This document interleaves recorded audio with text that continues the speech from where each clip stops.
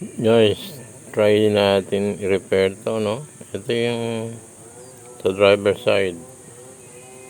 Laging nabali ito. Yan, yan.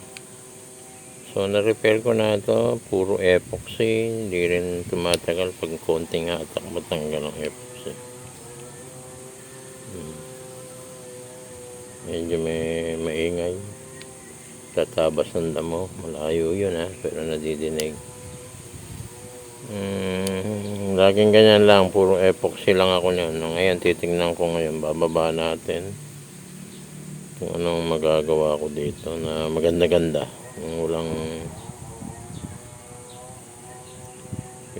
pang malakasan na. Titingnan natin, pero hindi ko pa alam ang gagawin ko. Pag hindi, di bibili rin. Kaya natin. So ito wag natin dati pinuputol ko ito para mailabas ko. So ang gawin natin, pupupukin lang natin. Sarado na yan, bababa na ito. So guys, tingnan muna natin dahil ito rin ang gagamitin ko guys. Ito na, no? Yes, yan, pinalo ko lang dito ng pako yan. Nandito yan. Malambot naman yung pinaka niya, overlap niya. And then meron pang konti rito, no? Hindi ka pa nabubunot. So tinignan ko lang muna yung para ma-video ko, baka pag binalik ko yung magbaliktad. Ayan, ganyan ang forma. So kunan natin muna siya. Pausugin pa natin dito konti pampok. Hindi naman siya matigas na, lambot na siya.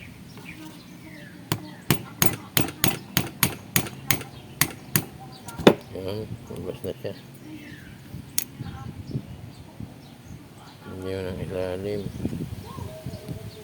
Putol din. Hindi naman siya maputol din. Yun. Pero ito parang pinaka-spacer lang naman yun. Yan.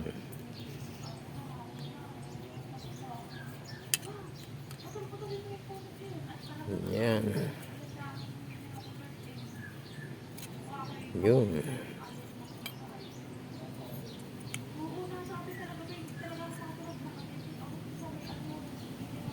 Talaga natin siya dyan para hindi na mawala. So guys, ito yung ginawa natin, Lagyan ko siya ng steel na, Tapos ito yung naputol, lalagay ko mamaya, yung pagpapatungin ko. Sa sandwich ko yung sa gitna.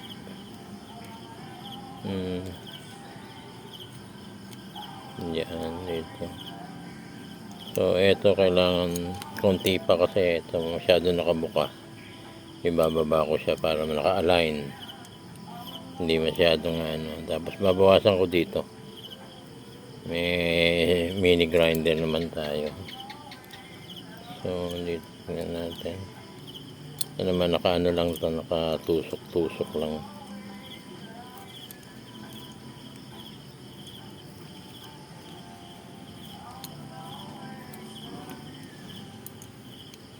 Tama lang yung sikip dahil pag maluwag na. Kailan siya. Yan dito. Yun na lang natin. Hanggang lumapat.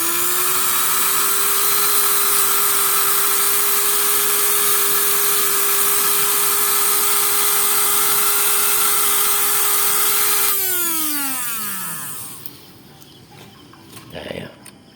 Sa akin tumatama yung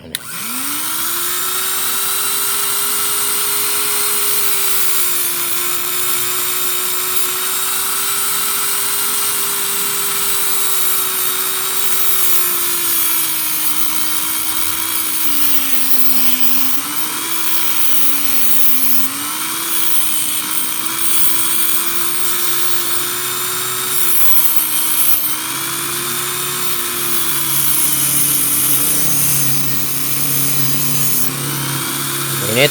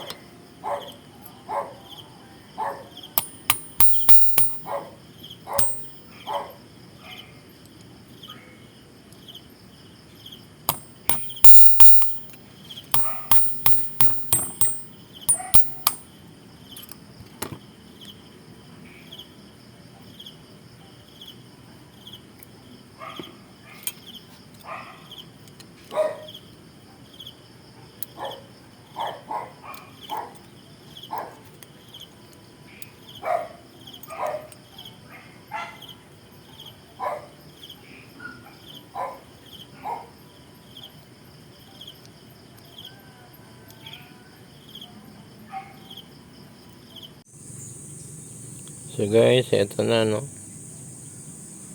Assemble ko na, medyo yan. So ito yung plate nya, steel plate, may rivet. Ayan, tagusan yung rivet para may humawak dito. And then ito yung lalagyan ng butas dun sa kakawit dun sa door. Mahaba yan. Andyan yan. Kailangan nakakawit yan para sumama yung ano. Pag sumama para pagbuksan, ayan, may spring yan. So matibay na yan, steel plate na yan, hindi na ano. So walang mga epoxy yan. Pwede pa rin patibayan, lagyan ng glue para kumapit. Kaya lang nakarimachi na yan, oh. Hindi nabibigay yan. Pag may glue kayo, lagyan nyo na lang ng ano, ng glue dyan. Pero okay na yan. So guys, lalagay natin, kakama natin kung okay na siya, no. Guys, buti na lang nandito yung lalagyan natin, 2 tornilyo, nandito, no. Testing natin, no, kung umubra yung ginawa natin. Akala ko maghahanap pa ako ng tornilyo, buti na lang na ikabit ko dito. Yung medyo sira na rin yung plastic. Ano, kumakapit pa. Good. So ito yung ginawa natin, no. So pag ganun siya, lagyan natin ng lock tong ano, itong na. Itong inaano ko, yan. Yan, dapat yan mahaba. Pag hindi, tatabasan ko pa dito.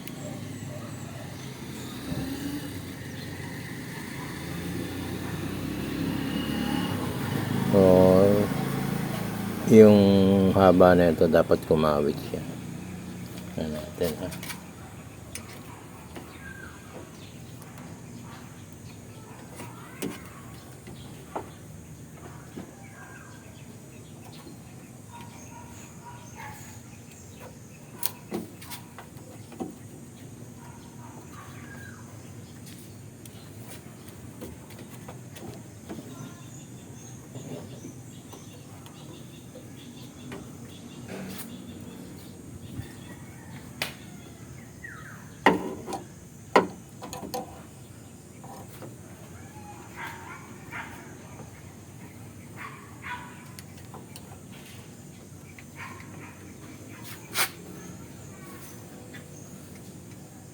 Okay, sakto-sakto. Palagay ko okay. Palagay yan.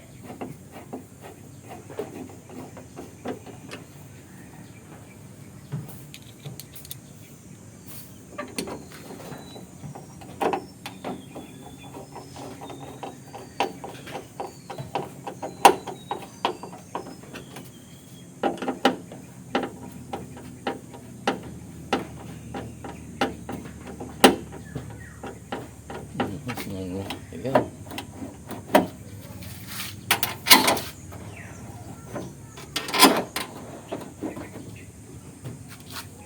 So, sarado natin ha. Tingnan natin.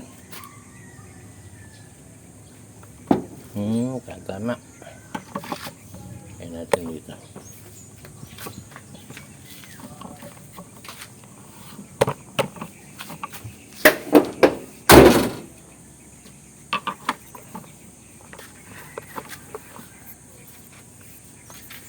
So, dukutin natin. Halikol. Tingnan natin ha. Ito. Yes, guys. Okay, guys. 2, 3. So, guys, ganun lang. Thank you for watching and please subscribe.